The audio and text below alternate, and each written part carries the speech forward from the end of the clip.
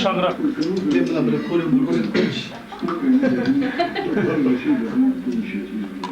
Вопрос вакцинизации, вопрос контроля, кто, как и почему отравили.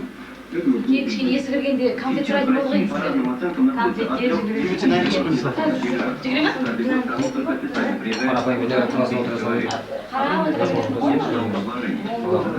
ғой не ограничить миграционные потоки, а лишь направить их в нужное русло.